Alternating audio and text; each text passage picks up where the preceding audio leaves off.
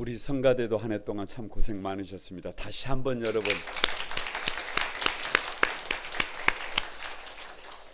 우리 같이 한번 인사를 나눕니다. 아기 예수 그리스도의 이 성탄의 은혜가 우리 한소망의 가족들 모두에게 가득하기를 바랍니다. 주님의 은혜가 여러분에게 앞뒤 전후 좌우로 주님의 은혜가 여러분에게 메리 크리스마스. 가만히 한번 저를 주목해 보시기 바랍니다. 성경은 참 신비스럽습니다. 성경을 알아가면 알아갈수록 보면 볼수록 성경이 더 신비합니다. 그 신비한 은혜가 여러분에게 보이게 되기를 바랍니다. 저는 어제 마태복음 1장 마지막에 있는 말씀을 통해서 그 순종의 사람 요셉을 살펴보았어요. 구원의 족보의 정점에 요셉과 마리아가 있는데 거두절미하고 그들의 이름 앞에 수식어가 순종이었어요. 그런데 그 결과가, 그 순종의 결과가 뭐냐? 여러분 성경을 가만히 읽으면서 궁금하잖아요. 그렇게 순종하면 어떤 결과가 있느냐? 순종할 수 없는 상황에서 위험한 순종을 선택한 결과가 뭐냐? 여러분 죄송하지만 요셉과 마리아는 다가오는 일들을 통해서 이런 생각을 했을 것 같아요. 도대체 하나님이 나에게 이러실 수가 있는가? 왜냐? 하나님의 섭리 속에서 성령으로 아기를 갖게 됐습니다. 순종을 통해서 그것이 내 일이 되었어요. 그 뒤로부터 마리아는 가족들로부터 친정에서도 그리고 시댁에서도 외면을 받습니다. 만삭의 몸으로 140km를 걸어서 베들레헴까지 옵니다. 그러면 거기에 해산할 방이라도 있어야 할 것 아니에요. 그러면 거기에 따뜻하게 몸을 누일 만한 무엇인가가 좀 있어야 될 거 아니에요. 그런데 전혀 준비가 되어져 있지 않습니다. 이게 순종의 결과예요. 그래서 짐승들이 있는 냄새나는 마구간에서 아기 예수님이 태어납니다. 처참합니다. 앞이 보이지 않습니다. 그런데 그것이 전부일까요? 이 장을 펼치면 성경의 인물 중에 가장 신비로운 동방박사들이 어디서 오는지도 모르게 등장을 합니다. 아멘. 본문을 현미경을 쓰고 자세히 들여다보면 동방박사들의 이 모습 속에 문제가 많다, 없다. 문제가 많다. 저 같은 사람의 눈에는 보통 심각한 문제가 아니에요. 뭐냐? 동방박사들이 예루살렘에 도착을 해서 유대인의 왕으로 나신 이가 어디 계시냐라고 묻습니다. 그때는 여러분 왕정시대예요. 한마디로 말하면 그때는 헤롯이라고 하는 왕이 절대 권력자가 돼가지고 시퍼렇게 살아있는 시대예요. 그런데 그런 시대에 어떤 경우에도 입에 담으면 안 되는 말이 다른 왕이에요. 다른 왕. 그런데 시퍼렇게 헤롯이 살아있는데 유대인의 왕으로 나신 이가 어디 있느냐라고 하면 그 왕으로 나신 이를 살려놓을 왕이 어디가 있어요? 헤롯이 유대인의 왕이 났다는 얘기를 듣고 나서 3절에 헤롯 왕과 온 예루살렘이 듣고 소동했다 그러잖아요.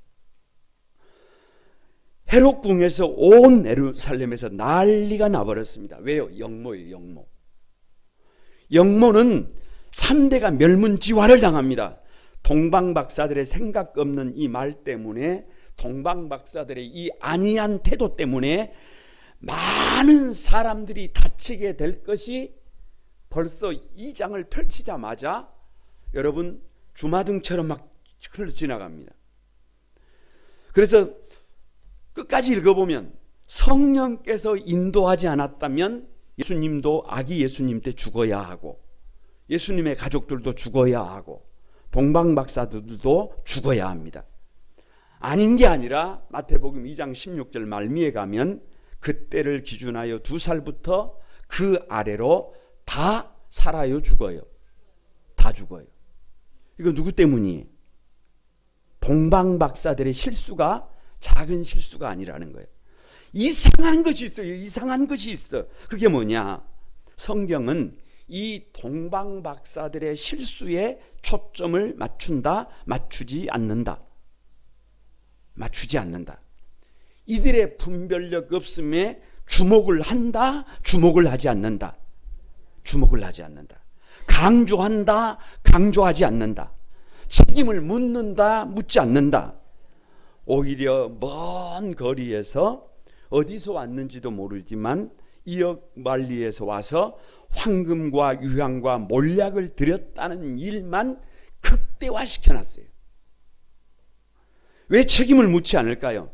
하나님이 동방박사들의 동기를 선하게 보신 것입니다. 마치 우리 믿음의 여정이, 여러분 먼 믿음을 하루 이틀이 아니라 일평생 달려가는데, 여러분 선한 동기를 가지고 달려가면 비록 우리가 실수를 해도 조금 부족해도 그 바른 믿음을 선하게 봐주시는 것과 마찬가지예요. 실수가 많지만 그럼에도 불구하고 이것저것 계산하지 않고 유대인의 왕으로 오신 그분을, 오직 아기 예수님께 주목하는 그들을 성경은 어떻게 하고 있어요? 극대화시키고 있어요. 그래서 11절에 집에 들어가 아기 예수께 경배하고 황금과 유향과 몰약을 예물로 드렸더라. 여기서 집은 집이 아니에요. 여기서 집은 누가복음에 보면 마구간이에요. 냄새나는 곳이에요. 여러분 이 마구간의 특징이 뭐냐? 누구든지 마음 먹으면, 누구든지 원하기만 하면 들어갈 수 있다는 거예요.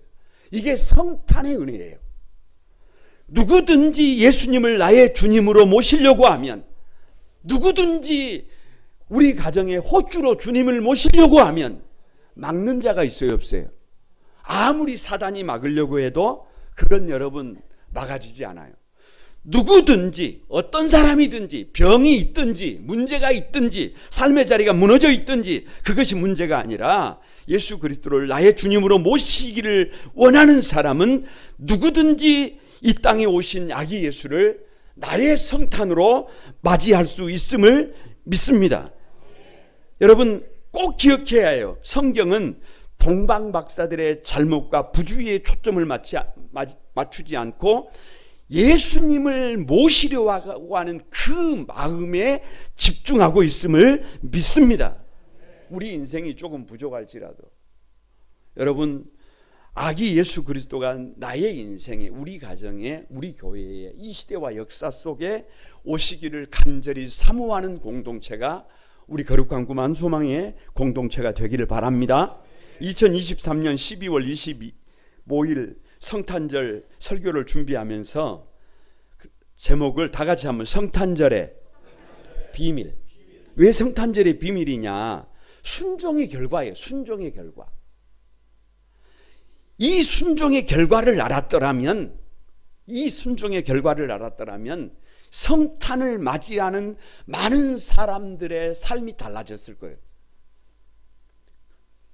누구든지 순종하면, 누구든지 예수님을 나의 주님으로 모시면, 누구든지 우리 가정에 예수 그리스도를 호주로 모시면, 아무리 냄새나는 외양간 같은 인생일지라도 이렇게 달라질 수 있다라고 하는 것을 알았더라면,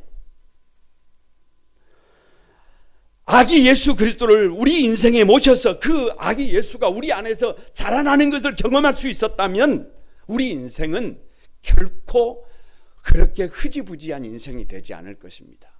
복 있는 인생이 되게 될 것을 믿습니다.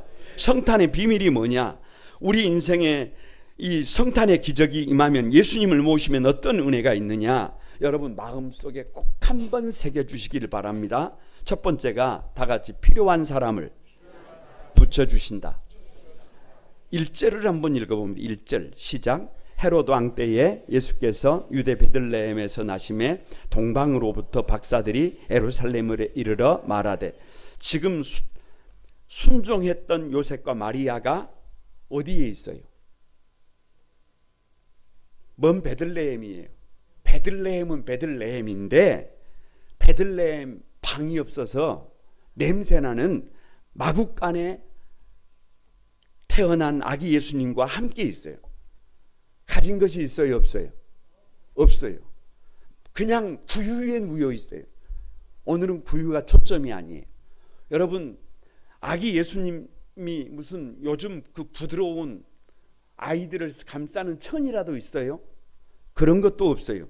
아무것도 없어요. 돈도 없고 가족도 없고 도와줄 사람도 없고 해산할 준비가 되어 있지 않아요. 아니, 아기 예수님을 모셨는데 여러분 시각을 저 하늘로 바꿔보세요. 그대로 둡니까? 그대로 둬요? 네버요, 네버. 하나님께서 꼭 필요한 사람을 붙여주신다, 붙여주시지 않는다. 만날 사람을 만나게 하신다, 만나게 하지 않는다. 만나게 한다. 예수님을 우리 안에 모시면, 아기 예수님을 모시면 여러분, 하나님은 사람을 통해서 일해요. 그러면 만날 사람을 만나게 하십니다. 필요한 사람을 만나게 하십니다. 소중한 사람을 만나게 하십니다. 예수님을 모시면 우리 하나님께서 그 일을 하십니다. 저는 개인적으로 저 자신을 볼 때 하나님이 저를 목회자로 쓰실 것 같으면 좀 다듬어서 좀 태어나게 해주시지, 이런 생각을 할 때가 많아요. 왜냐? 부족하고 모자라고 볼 것도 없고 성품도 아주 멋 같아서 왜 이런 사람을 목회자로 쓰셨을까, 이런 생각을 해요. 그런데 주일날 성도들이 교회에 나와서 한 사람 한 사람 교회를 막 이게 들어오는 모습을 보면 무슨 생각을 하느냐 그러면, 어디서 저렇게 성도들이 오실까 깜짝깜짝 놀랄 때가 있어요. 아니, 여러분 부족한 저를 보고 오겠어요? 뭐 저의 인품을 보고 오겠어요? 저에게 무슨 특별한 것이 있어서 오실까요? 네버요, 네버. 그런 거 아니에요. 그런 거 아니에요. 문제도 많고 성격도 강박하고 생긴 것도 푼수 같고 모자란 것도 없는데 우리가 누구를 모셨기 때문에 그래요. 우리가 주님을 모셨기 때문에, 우리 교회가 예수 그리스도를 모셨기 때문에, 예수님의 다스림을 받기 때문에 우리 각자를 서로에게 그렇게 아름답게 붙여주신 것을 믿습니다. 할렐루야. 왜 필요한 사람을 그렇게 붙여주시느냐? 여러분 2절에 보면 우리가 그의 별을 보고 그에게 경배하러 왔노라고 그래요. 요셉을 보고 온 게 아니에요. 마리아를 보고 온 것이 아니에요. 여러분 동방박사들을 모시려고 어디 가서 로비를 해가지고 모시고 오는 게 아니에요. 지금 동방박사들을 초청하려고 어떤 특별한 일을 한 것이 아니에요. 그냥 동방박사들이 이 베들레헴 마국간으로 찾아오고 있는 이유는 뭐를 보고? 별을 보고. 그러니까 별을 앞에 세워주시고 그 별을 따라 움직이게 만드시는 분이 누구예요? 우리 하나님입니다. 우리의 안고 일어섬을 누가 알아요? 우리 하나님이 알아요. 그래서 하나님은 필요한 사람을, 하나님의 말씀대로 달려가는 사람들에게 필요한 사람을 붙여주시는 분임을 믿습니다. 구약성경에서 늘 말씀드리지만 모세는 어찌 보면 하나님께서 쓰셨던 가장 강력한 리더십을 가진 사람이에요. 그런데 모세는 생각할 것이 참 많아요. 처음에 40년은 궁궐에서, 40년은 저 미디안 광야에서, 그리고 마지막 40년 하나님의 부름을 받고 쓰임을 받는데, 문제는 40년 동안 미디안 광야에서 장인의 양치기로 살았단 말이에요. 그러니까 사람들과 같이 이렇게 대화를 하고 산 것이 아니라 누구랑 살았어요? 양이랑. 40년 동안 양이랑 살다가 보면 여러분 말을 누구에게 해야 해요? 그러면 모세가 출애굽기 6장에서 나는 입이 둔한 사람입니다라고 하는 고백이 이해가 돼야 안 돼요? 이해가 됩니다. 말에 자신이 없어요. 왜요? 40년 동안 말을 별로 안 해봤다니까요. 여러분 그도 그럴 법하지 않아요. 아무튼 말을 잘못해서 말재간이 없어요. 그런데 하나님께서 출애굽기 7장에 보면 네 형 아론은 뭐를 잘한다는 거예요? 말을 잘한다니. 말을 잘해. 그래서 누구를 대신해서 말을 하게 해준대요. 그냥 누가 누구를 붙여주시는 거예요. 하나님께서 모세에게 필요한 사람을, 다윗에게 필요한 사람을, 믿음의 사람들에게 필요한 사람을 어떻게 하시는 거예요? 붙여주시는 겁니다. 바울도 마찬가지예요. 바울은 일찍이 부름은 받았지만 사실은 약점이 많은 사람이에요. 살인자예요. 핍박자예요. 그래서 어찌 보면 하나님 앞에 뭐라고 얘기할 수도 없지만 몸에 육체의 질병을 가지고 있어요. 사단의 가시라고 일컬었어요. 그래서 사실은 사도로 부르심을 받기는 했지만 다른 사람들 앞에서 마땅히 이렇게 서서 설교를 할 수 없을 정도로, 그래서 서신서를 써서 보내야 할 정도였어요. 아무리 기도를 해도 3번이나 작정을 하고 하나님 앞에 기도를 해도 하나님이 들어주셔요? 안 들어주셔요? 안 들어주세요. 네 약할 그때가 곧 강할 때라고 하시면서 몸을 안 거쳐주셔요. 그런데 하나님은 누구를 곁에 보내주셔요? 의사 누가를 보내주셔요. 의사 누가가 평생을 다윗의 곁에서 누구를 도와줘요? 바울을 도와줘요. 그래서 나중에 시간이 지나고 나니까 여러분 그 곁에 있던 누가가 누가복음을 씁니다. 누가가 사도행전을 써요. 그러니까 무슨 말이에요? 이것이 비밀이에요. 우리가 우리 인생의 주님을 모시면, 우리가 조금 부족해도, 우리가 좀 모자라도, 우리가 좀 연약해도 하나님은 우리에게 필요한 사람들, 만나야 할 사람들 반드시 만나게 하신다. 만나게 하지 않는다. 만나게 하신다. 이게 성탄의 비밀이에요.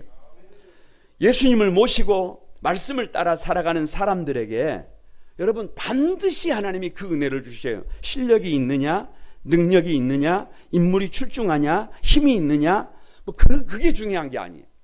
우리가 생각했을 때는 그게 중요한데, 동방박사들이 찾아온 것은 5절에 이르되, 다시 말하면 하나님의 말씀에, 그러니까 동방박사들은 결국 하나님의 말씀을 따라온 거예요. 우리 인생은 하나님의 말씀대로 됩니다. 필요한 사람들이 누구에게로 오느냐? 오늘도 말씀 따라 살아가는 사람들, 자기 생각, 자기 감정, 자기 고집이 아니라 하나님의 말씀을 다스리는 받는 사람들에게 하나님은 필요한 사람들을 붙여주십니다. 만나야 할 사람들을 만나게 해주십니다. 이 비밀을 알았더라면 많은 사람들의 삶이 달라졌을 거예요. 천사 가브리엘이 찾아간 저 갈릴리 나사렛도, 천사 가브리엘이 찾아왔던 저 마리아에게도 똑같아요. 하나님의 말씀을 붙들고 말씀대로 살아가려고 하는 사람들에게 하나님께서 필요한 사람을 붙이시고 만나야 할 사람을 만나게 해주시는 것을 믿습니다. 여러분, 우리 교회에 청년들이 많잖아요. 어젯밤에 성탄 축하의 밤을 하면서 피날레를 청년부가 맡았는데 여러분 감동하지 않았어요? 저는 어디 오페라, 예술의 전당에서 오페라를 보는 줄 알았어요. 더 놀라운 것은 숫자에 놀라잖아요. 잘생긴 것에 놀라잖아요. 그런데 꼭 기억하세요. 배우자가 필요하세요? 눈을 크게 뜨고 여기저기 찾아 나선다고 배우자가 찾아지는 게 아니에요. 찾다가 보면 이 사람도 만나고 저 사람도 만나다가 보면 나중에는 변별력이 떨어져서 구별이 돼야 안 돼요. 이게 제 경험이더라고요. 가만히 예수님을 모시고 가만히 살아가면 만나야 할 사람을 만나게 해 주십니다. 여러분, 믿음의 동역자가 필요하세요? 신앙생활하는데 믿음의 동역자가 얼마나 소중해요. 그런데 내가 믿음의 동역자를 찾아보려고 막 여러분 기도하고 찾아 나서고 그런다고 믿음의 동역자가 찾아지는 게 아니에요.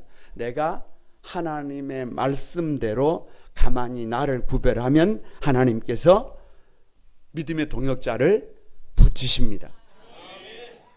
옆 사람을 한번 축복합니다. 성탄의 비밀은 주님을 모시면 필요한 사람을 붙이신다. 만나야 할 사람을 만나게 하신다. 인생이 달라진다. 꼭 기억해. 이걸 알았더라면 많은 사람들이 성경이 다르게 기록이 돼요. 두 번째는 다 같이 한번 필요한 모든 것을 예비해 주신다. 여러분 11절 한번 보세요. 거침없이 11절 다 같이 시작. 집에 들어가 아기와 그의 어머니 마리아가 함께 있는 것을 보고 엎드려 아기께 경배하고 보배합을 열어 황금과 유향과 몰약을 예물로 드리니라. 저는 여러분 비교적 일찍 신학을 했어요. 그런데 전도사 때 교육전도사를 할 때 마태복음 강의 학교를 했어요. 누구를 대상으로? 중고등부 학생들을 대상으로. 그런데 그때 제 눈에 아무리 다르게 보려고 해도 예수님을 모시면 동방박사들이 예수님에게 황금과 유향과 몰약을 드리잖아요. 그런데 그 황금과 유향과 몰약을 누가 받아요? 요셉과 마리아가 받아요. 그러니까 누가 예수님을 모시면, 내가 예수님을 모시면 하나님께서 뭐를 보내세요? 황금을 보내고 유향을 보내고 몰약을 보냅니다. 우리 가정이 예수님을 제대로 모시면 황금을 보내고 유향을 보내고 몰약을, 나라와 민족이 예수님을 모시면, 그 시대가 예수님을 모시면 황금을 보내고 유향을 보내고 몰약을 보냅니다. 여러분 지도를 보세요. 복음이 관통하는 시대를 보세요. 그러면 그것이 선명해요. 왜 황금을 갖고, 동방박사들이 왜 황금을 가지고 왔느냐? 황금은 왕권이 왕권. 여러분 아기 예수님은 만왕의 왕이라는 거예요. 만왕의 왕. 아기 예수님은 비록 마구간에 있지만 만유라는 게 모든 것이라는 거예요. 그러니까 여러분 이 냄새나는 마구간에 만유가 되시는 주님이 지금 아기 예수님으로 와 계시는 거예요. 이 마구간은 앞으로 어떤 마구간이 되는 거예요? 영원히 모든 사람들이 우러러보는, 누가 태어난, 아기 예수님이 태어난 곳이, 성지순례가 뭐예요? 무슨 아기 예수님이에요? 거기 보러 가는 거예요.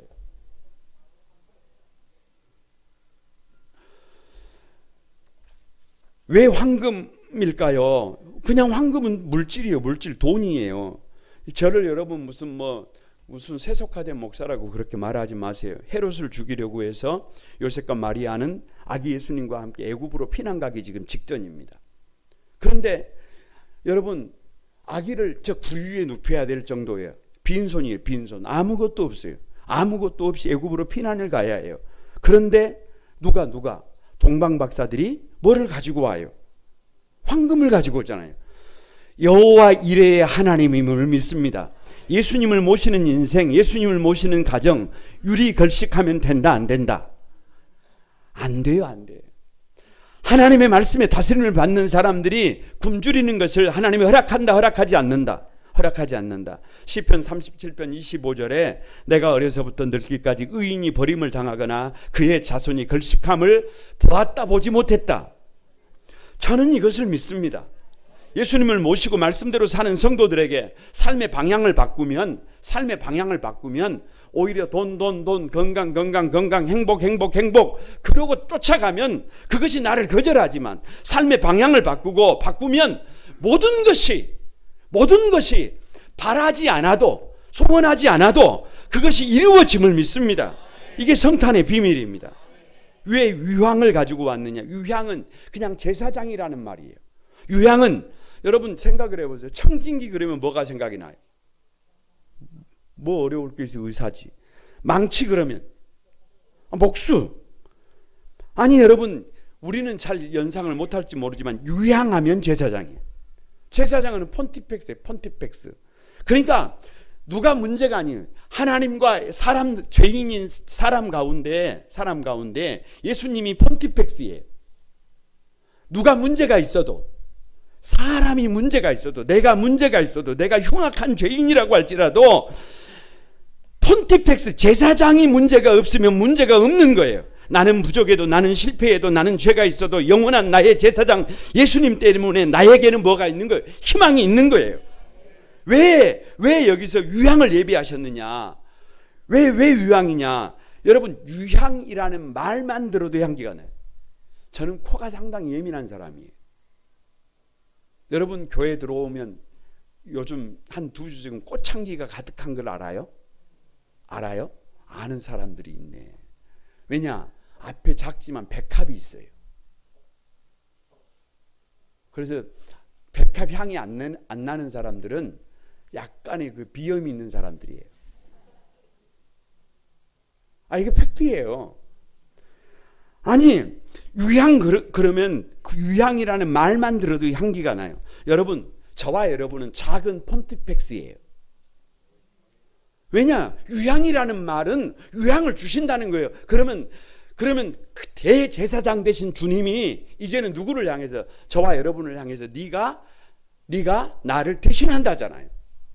그러니까 누가 들어가면, 저와 여러분이 들어가면 고립된 인생들, 문제 많은 인생들, 아픈 인생들, 눈물 흘리는 인생들, 죄에 빠져 허우적거리는 인생들에게 우리가 다리를 놓으면 그 다리를 놓는 사람들에게 향기가 가득할 것을 믿습니다. 뭐를 인위적으로 뿌리지 말고 칙칙칙 이런 거 좀 하지 말고, 교회 나오면서 칙칙칙 하고 나오면 옆에 사람이 예배 드릴 때 그날 예배가 이상해져요.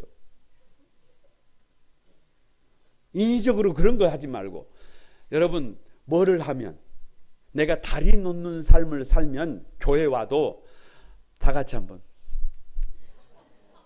한번 해봐요. 시작. 아니 다리 놓는 사람이 있는데, 저 앞에서 다리를 놔주는 사람이 있는데 얼마나 좋아요. 그 사람 곁에만 가면 향기가 나게 될 것을 믿습니다. 이게 성탄의 축복이에요. 이게 성탄의 비밀이에요. 왜 몰약을 갖고 왔느냐? 몰약은 여러분 그냥 기름 부은 자예요. 기름 부은 자. 몰약의 의미가 기름 부은 자예요. 그러니까 메시아에게 붓는 기름이에요. 아주 귀한 사람의 침상에 뿌리고 정말 귀한 분의 몸에 바르고 하나님이 택하신 존귀한 자의 머리에 붓는 기름이 몰약이에요. 그런데 이 몰약을 예수님이 태어나셨을 때 붓고 가지고 오고, 예수님이 마지막 장례식을 할 때 다시 몰약이잖아요. 그러니까 거두절미하고 왜 몰약이냐? 예수 그리스도를 모시면 저와 여러분이 기름 부은 자가 된다니까요. 기름 부은 자가 뭐예요? 메시아예요. 메시아가 뭐예요? 문제를 해결하는 사람이에요. 우리 시대가 아픔이 있어요. 우리 시대가 눈물이 있어요. 우리 시대가 좌절이 있어요. 우리 시대가 절망이 있어요. 우리 시대가 풀어야 될 숙제가 있어요. 그런데 저와 여러분이 예수 그리스도를 인격적으로 나의 주님으로 모시면 저와 여러분이 들어가는 곳에 어둠이 물러갑니다. 문제가 떠나갑니다. 절망이 해결이 됩니다.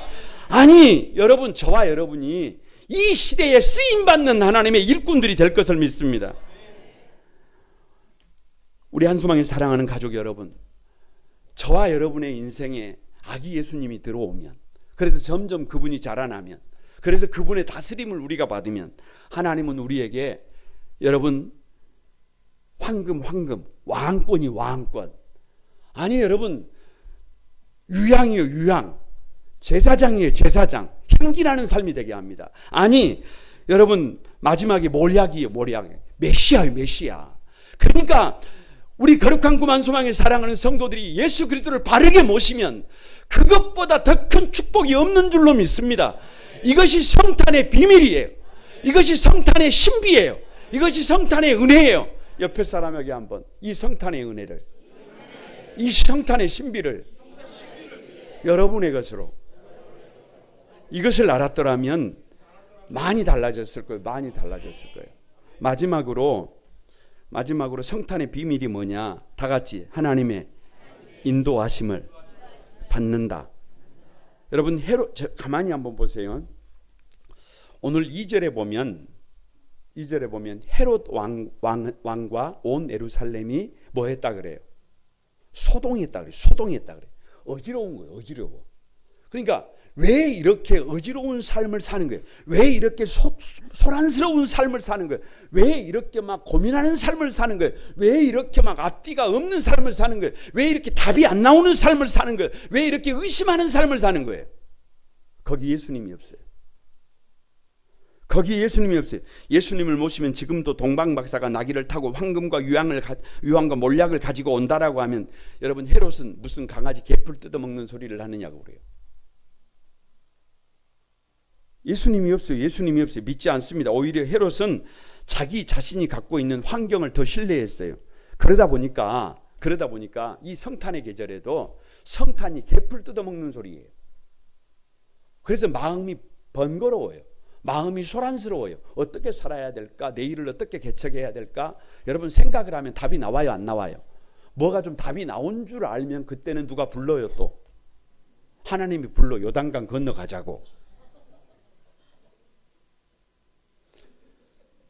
마찬가지요. 마찬가지. 자기 입장에서 생각을 하면 헤롯의 입장에서 생각하면 도무지 앞이 안 보여요.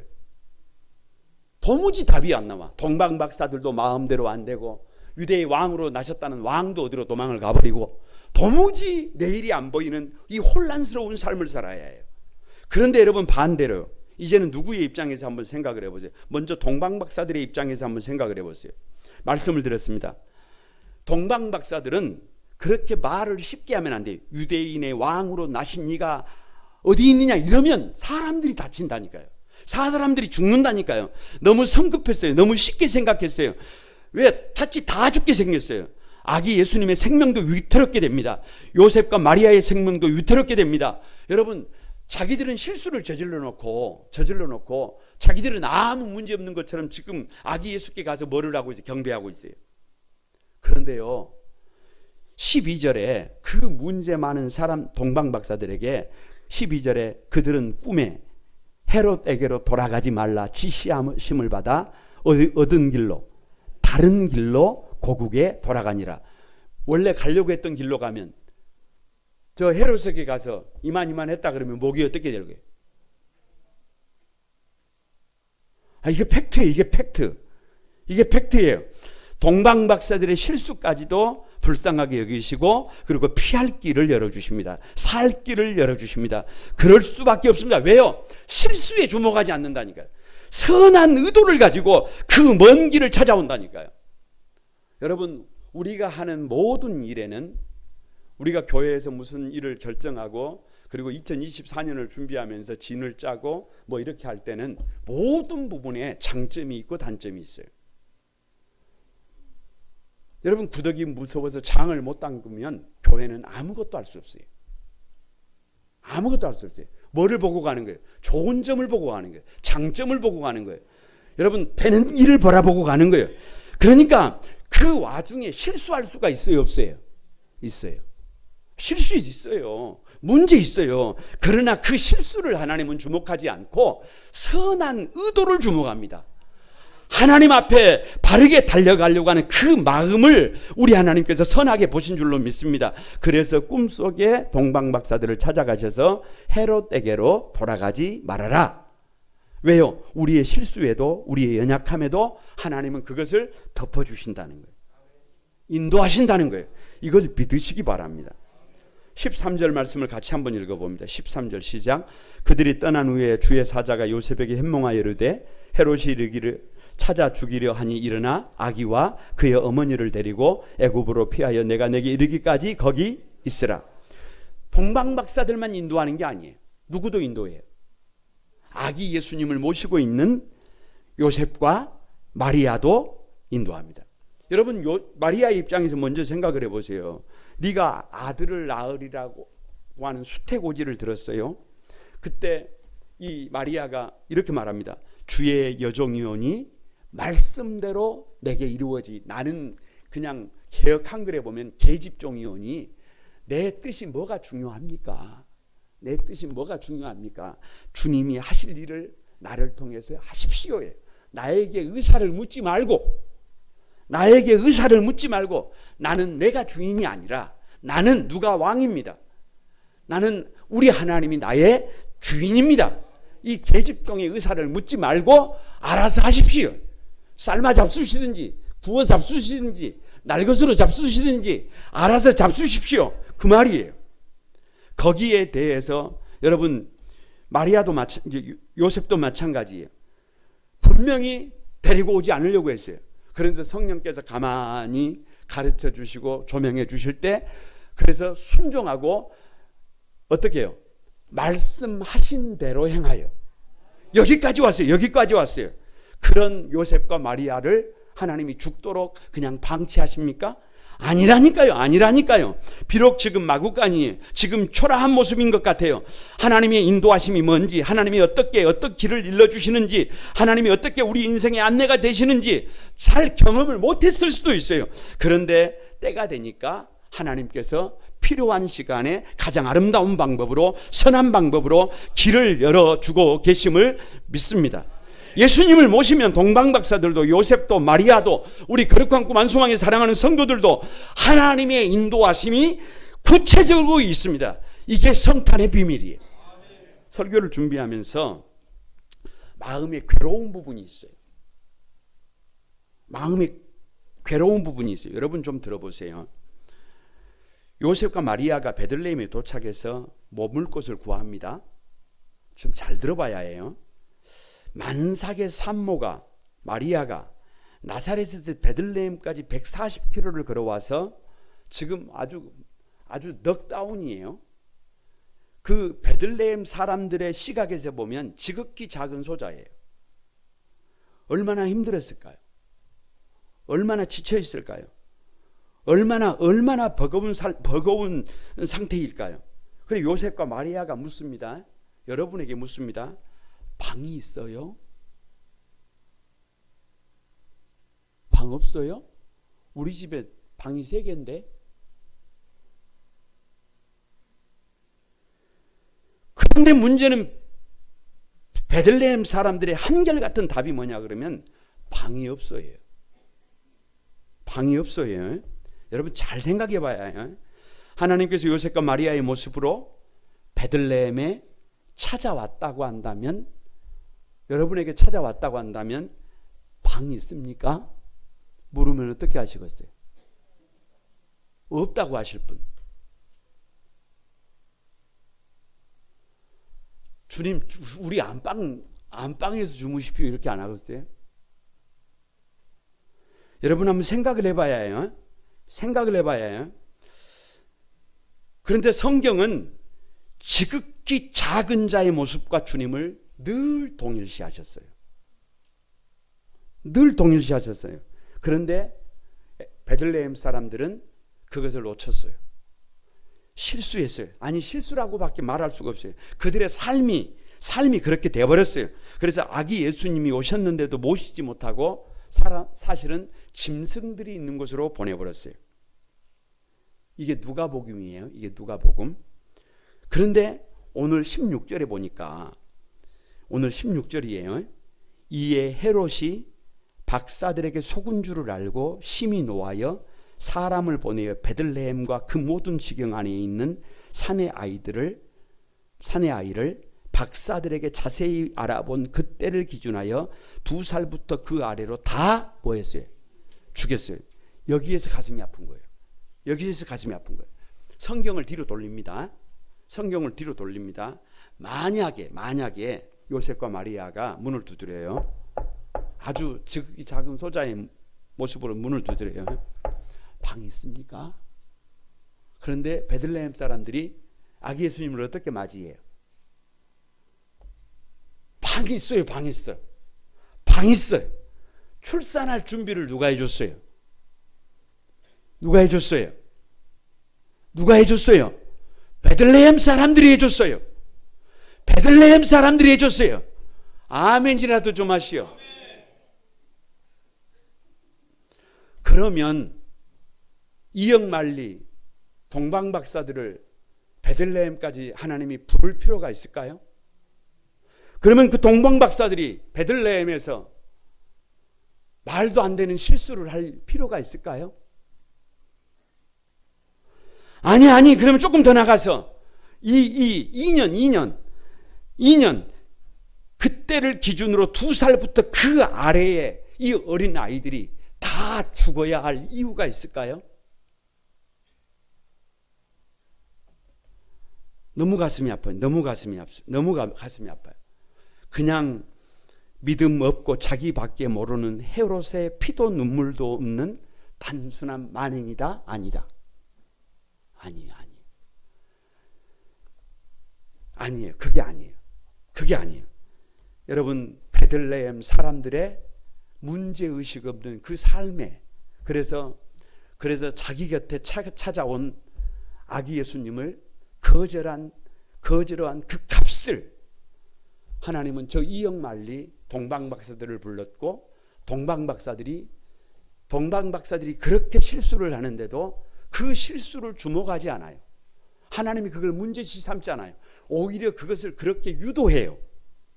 그리고 그 결과가 그 시즌에 그 아기 예수님이 오시는 것을 거절했던 그 베들레헴에 여러분 가정에 있던 2년 터울의 모든 아이들이 그 값을 지불해야 했어요. 누구의 잘못이에요? 거룩한 꿈 한 소망에 사랑하는 여러분, 말씀을 마치려고 합니다. 성탄의 비밀이 있어요. 성탄의 비밀이.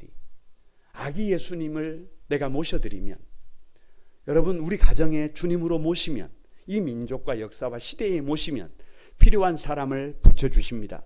필요한 물질도 붙여주십니다. 하나님이 인도해 주십니다. 이 아름다운 삶이 있어요.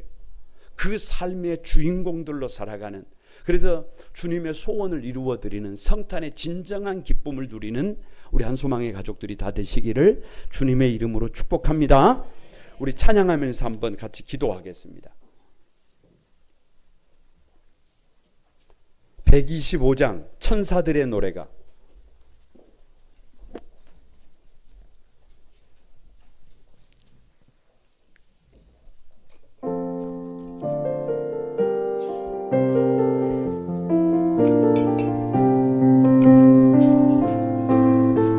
다 같이 드립니다. 천사들의 노래가 하늘에서 들리니 산과 들이 기뻐서 메아리쳐 울린다.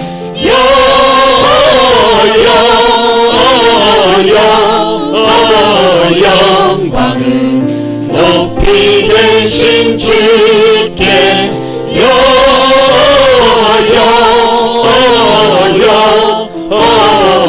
영광을 높이 계신 주님께 한밤중에 목자들 양떼들을 지킬 때 아름다운 노래가 청하게 들린다.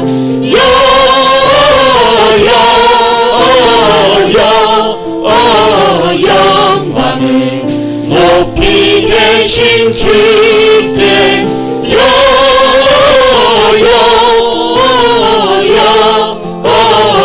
영광을 높이 계신 주님께 베들레헴 달려가 날씬하기 예수께 끌어 경배합시다. 찬송하신 아기께 영광을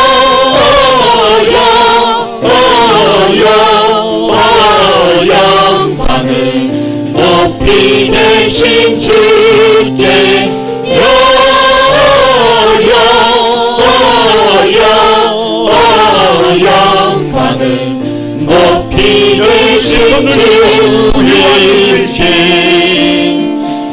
안에 누리신 어린 아기 예수께 우리들도 다 함께 기쁜 찬송 부르자.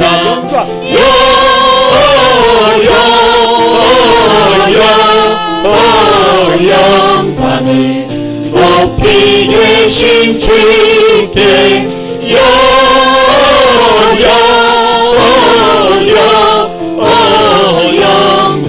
여러분들이 다시 한번 높이 계신 주께 영광을 높이 계신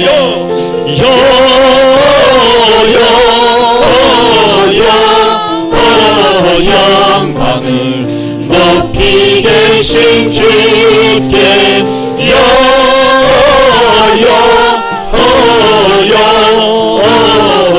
영광을 높이 계신 주님께.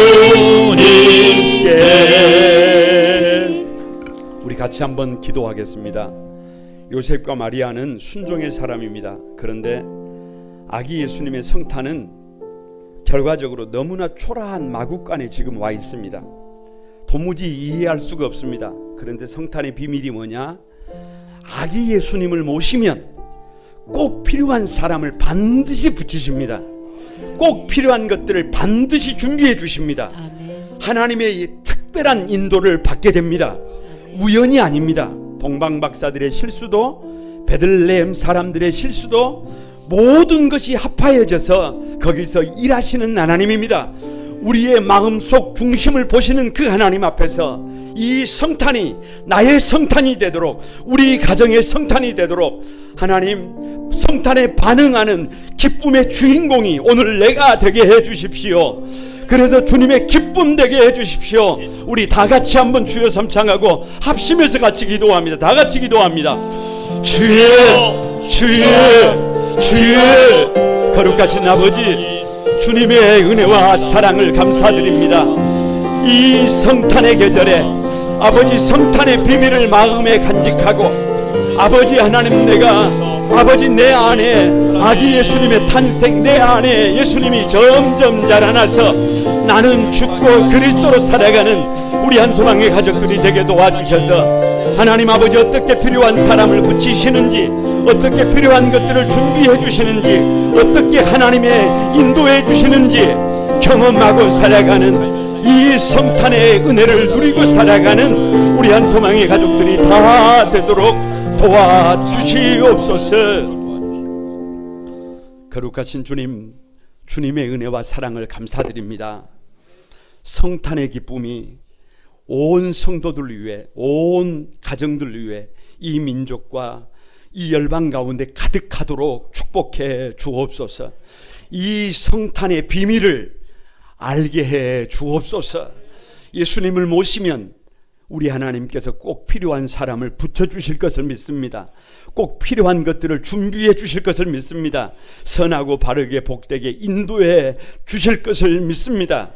거룩한 꿈한 소망에 사랑하는 성도들 한 사람 한 사람, 우리 다음 세대, 우리 자녀들, 하나님 아버지 단 한 사람도 아버지 적당히 되는 대로 사는 사람이 없이 하나님 황금과 유향과 몰약처럼 존귀하게 복되게 보배롭게 가장 아름답게 쓰임받는 다음 세대들이 되게 도와주시고, 가정들마다 주님의 몸된 사업체들마다 주님의 몸된 교회들마다 아버지 은혜를 마음껏 누리는 사랑하는 가족들이 다 되도록 도와주옵소서.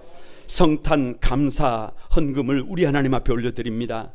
정성을 다해서 올려드리는 그 손길들을 기억해 주옵소서. 하나님 아버지, 이 예물이 우리 교회의 다음 세대들의 장학금으로, 그리고 우리 교회 안에 지금도 지극히 작은 소자의 모습으로 와 계시는 이들을 섬기기 위하여 쓰여지게 됩니다. 들어가는 곳마다 흘러넘치게 하여 주시고, 영혼들이 살아나게 하시고, 거룩한 꿈을 꾸게 하시고, 주님의 기쁨 되도록 도와주옵소서. 우리가 드린 것은 작지만 열매 맺게 하실 주님을 찬양합니다. 주님의 영광이 온 교우들 가운데 가득하게 허락하여 주옵소서. 오늘 이 성탄의 기쁨을 누리지 못하고 여러 가지 질병 때문에 여러 가지 문제들 때문에 함께하지 못하는 한소망의 모든 가족들 위에도 하나님의 넉넉한 은혜로 기름을 부어 주옵소서. 감사드리옵고 예수님의 이름으로 기도드리옵나이다. 아멘. 여러분 몇 가지